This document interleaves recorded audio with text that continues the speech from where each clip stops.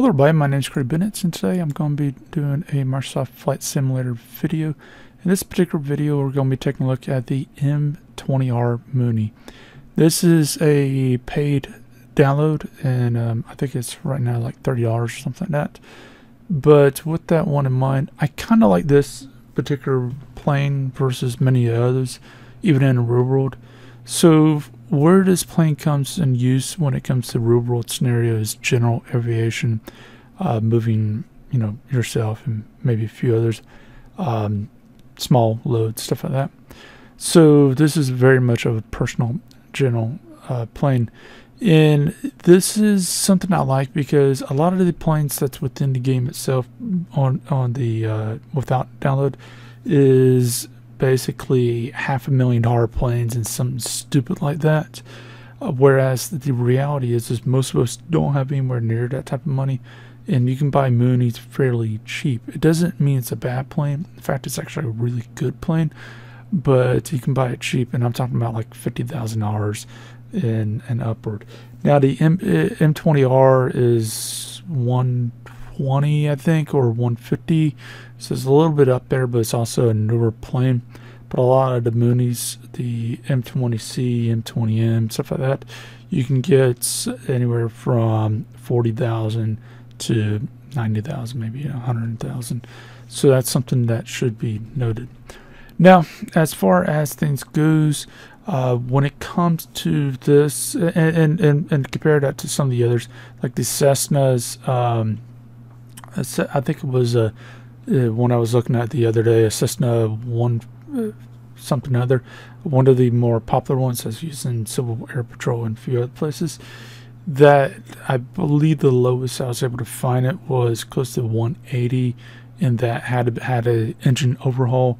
The ones that didn't need an engine overhaul, you're looking at probably close to 220, 250, something like that. And that's an older one. The comparison wise, if we're taking a look at similar stuff, you're probably looking at, with a Cessna, probably close to $250,000, maybe a little bit more than that, versus like 100-something thousand for something like this. So yeah, I kind of prefer these because these are more realistic when in the real world. So as far as this goes, the M20R, this actually hosts a number of features that is not within most other planes within the game at this time. One, you can open doors, which is fairly unique. And this is including you can open up a window and you can open up a baggage area. Second is you get a iPad. This is, as far as I can tell, the only plane that actually gives anything like this. Now, unfortunately, you can't really use this when you're flying. This is only meant for stuff on ground, so you can open up doors and do some other stuff like that. And you can even do things. Let's say, if we go to this particular view, and let's go around to the side so we can see the pilot and co-pilot. We can see the pilot, co-pilots. If we actually take out the co-pilots, we can see the pilots. We take out the pilot, see nothing. Add a co-pilot, only see them. So you can do things like this, and it's actually fairly unique. And we can also open up stuff like the baggage door, as we can see here. And something to note is you can actually see that the detail is quite high within this, and quite reasonable. Now, as far as that goes, it should be noted that there is a number of hidden features that most people won't know about unless they've flown this or studied the thing. So let's go ahead and close all of these deals. And by the way, if you have this stuff open while you're trying to fly, it will basically break the plane.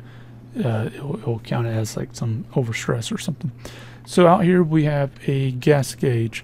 This is actually quite handy as we go ahead and turn on the electronics of the thing. We can see the gas up here. Now the point of the gas gauge out there is if you're on the ground, this is accurate. It's level and it's mechanical, but it's accurate. Whereas if you're in the air, this is what you will use. It's not that, oh, you know, you had that in front of you or whatnot. On ground, this is accurate, whereas the electronics is not accurate normally. Whereas in the air, this is accurate, whereas normally that's not as accurate. It's just to, you know, help you out quite a bit when it comes to that. So as far as some of the other things on here, we can tell it just to start up playing for us and whatnot. But I'll show you a little bit of bug with that in a second or two. But as we explore through here a little bit more before we go ahead and do a cold start, as you can see here, we actually have a speed brake. So if we hit the slash button on our numpad on the keyboard, we can actually see that. For the button for it, it's right here, as seen there. But obviously you don't want to be, you know, tilting your yaw, so your yoke. So, you know, you probably want to know where the hot button is. One big thing I want to mention is up here, it doesn't light up when the electronics is all going. So, you know, just note that you know that there is no light up there at all. So note Alt L will light that up for you. Now, as far as that goes, now that we got our stuff cranked up as far as the electronics, how do we go ahead and start up the thing from cold? Let's do simulation wise. Easiest way is mixture full, RPM full, start up the electronics, move the key, oh, and make sure the gas is good, and then start. This is not how you're supposed to do it, but simulation wise, if you want to crank it up quickly, you can do that. I also could recommend just using that. That's a little bit better. But as far as checklist wise, there is no checklist. Because of that, I will actually leave a link down below to this, which is the actual official checklist on here.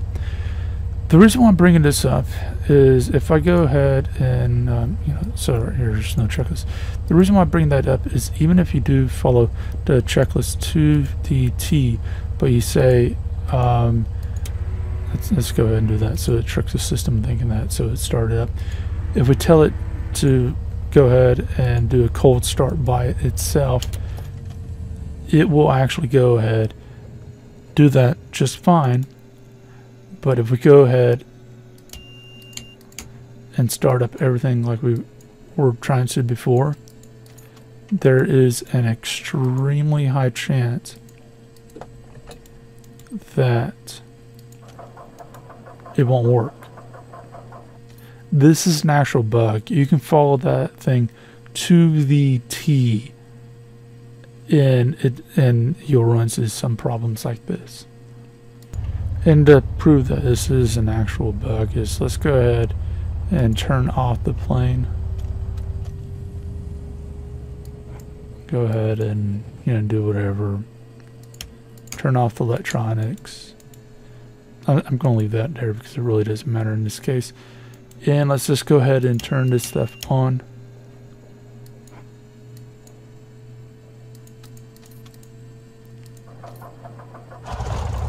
And we can crank it right back up.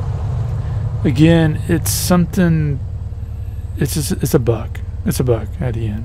Let's just call what it is. It's a bug. And there's a few of them like that that you just got to keep in mind. But there is workarounds, you know, by just telling it to crank up the stuff for you. So with that, if we go ahead and take a look at the proper way to go ahead and start this up, if we go down the checklist, basically you have to, you know, just take a look at all of this, which basically make sure, you know, things are in spot and whatnot. You don't have people walking around, stuff like that, stuff that you won't have in a simulator. But basically full RPM, full everything else, full throttle. That's one thing we didn't do. and then make sure you turn on electrics, which is the switches right over here, and then go ahead and press the test button, which is right here, so it sees, so you can see if all the lights, the test lights, turn on. As you see there, that one also turns on. And then if we go down, turn on the pump, which is this thing, and keep it on, and then go ahead and start it up. After you yell clear out the window, which is that's prepare area clear, so you make sure it's clear and you yell clear, and then move the throttle to idle, and so on. Now, as far as that goes, yeah, that's pretty straightforward when it comes to that. Let's go into some of this other things that we got here. As we see here, we have our you know, clock and stuff like that, so we can actually tell it to, you know, count up, and that way we can keep track of certain things. We can get the GMT, or the local time. As far as this goes, this is the actual altitude set, so we can actually say go up certain, you know, vertical speed, and stay at a certain altitude and whatnot, which I'm not going to really worry about with right there. We have our autopilot stuff here, so we can do flight directory and all the other stuff there. It's pretty simple. Same thing as you see in the normal G1000 as far as the acronyms and whatnot. As far as this goes, we have the COM. I believe this is 2, and yeah, that's comms 2, and the first one's up here in the GPS area. Get into up a little bit more. Let's get into the GPS itself. If you played around with the G1000, it's more or less the same. But yeah, anyways, the GPS is basically similar to the G1000, except for miniature. You know, you can do look up airport information, stuff like that, very basic stuff. If you played around with the G1000, you know how this works. I might get into more of a detailed video on that at a later point. Now, as far as that goes, one of the more important things here is probably the lights. So actually, let's take a look at what the lights look like at nighttime.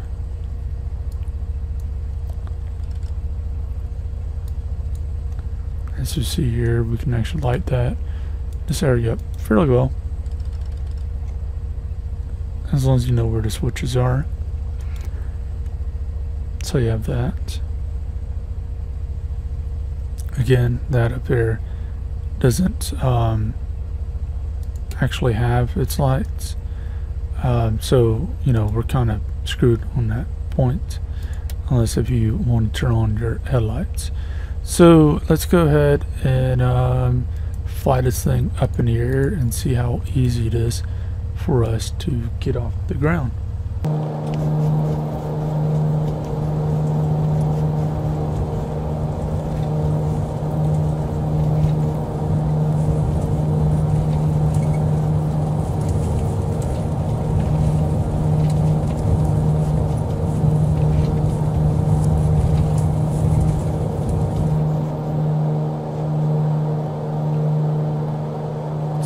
As you see, it's fairly simple to get out the ground. You do have retractable landing gear.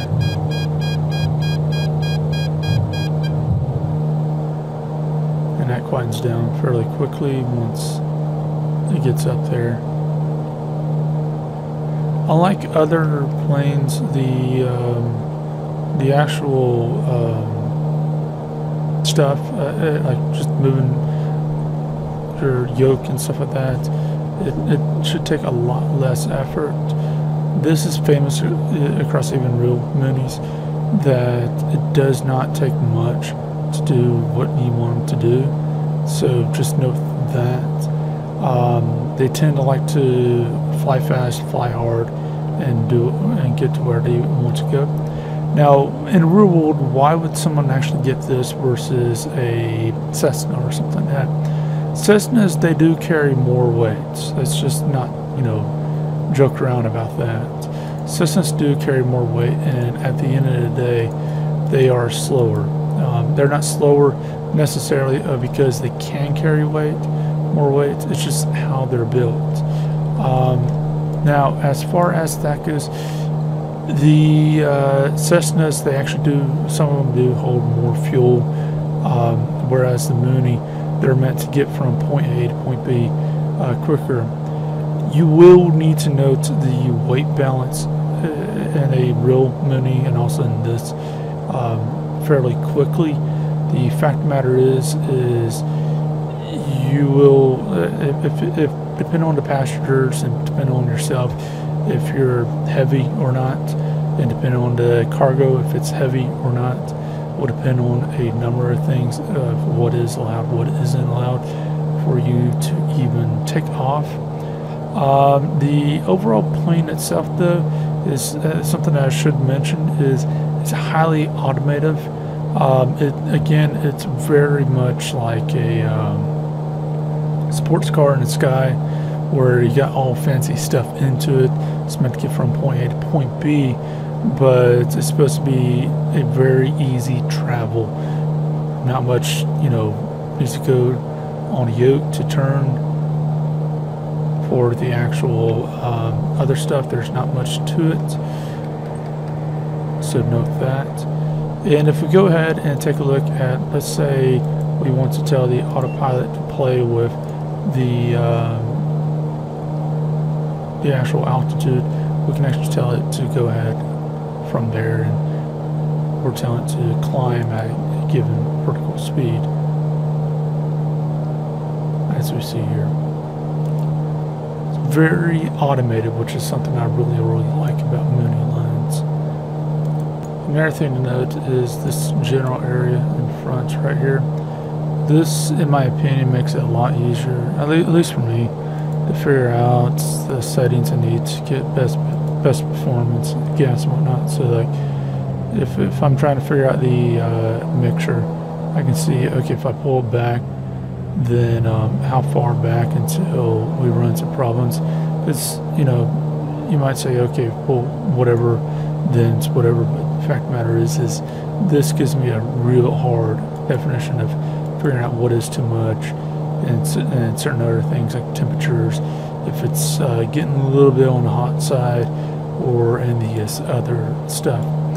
So yeah, that's just something to note into itself. Now, one thing I will tell you right now is if you want to stall it, it's actually kind of hard to stall it within the game at times. If it depends on how your settings is, but it should be noted that at other moments it could be quite easy. It's not a plane that you want to really mess with too hard as far as that goes. I've literally seen footage of where people have tried to do unique things, and it's just very, very dangerous. So that should be noted.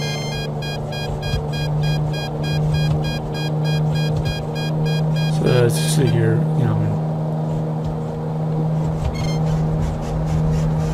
see if I can go push things to the limit.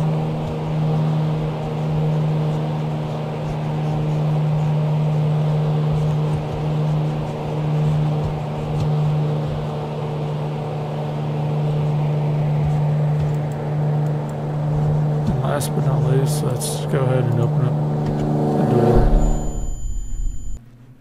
And you can see what happens there. Anyways, as far as things goes, what do I think about the overall plane itself? Is it realistic, whatnot? Again, I've never been in a M20R before, but as far as a lot of the other planes like it, it is realistic in many aspects, but the problem that I found is because it doesn't have a checklist, There is certain bugs here and there, and a lot of these are easy to fix. Like you saw there with the cold start and whatnot, where it just wouldn't start for whatever reason, and that's an actual problem into itself. And a few other things. I cannot say that this is going to be one of those perfect things, and because there is nothing from the actual company who made it saying that they're even working on it or if they even acknowledge some of these bugs, and there's no way to even really contact them through this. Obviously, I'm going to contact them through other methods, but still, that says a lot into itself. I can't say that this is for everybody, but I do recommend it to a lot of people, because the fact of the matter is at this time there is not too many planes that isn't let's call it the Millionaires Club. The fact of the matter is 99 to almost 100% of these planes that's within this game, it's either airline base, it's some weird off bush plane, which is that in that sense that's fine. I don't really have much experience there, but when it comes to something like this, most of the planes that's within here is quite a bit of money, like a house, so or several houses. So yeah, that's this particular plane. Yes, it is quite a bit of money into itself, but it's getting a lot closer to realism, because a lot of people in the real world, the planes they fly is closer in the 80s, some 90s, but 70s, 80s type of thing, due to price alone. So that's something to note into itself. But as far as it goes, everything else is pretty straightforward into that front. I'm just happy to see that they have a Mooney in game now. But anyways, as far as that goes, if you do have any questions, anything else, then feel free to leave that in the comment section, and I'll see what I can do about that. But leave a like, subscribe, share, and I'll see you next video. I hope you have a great day.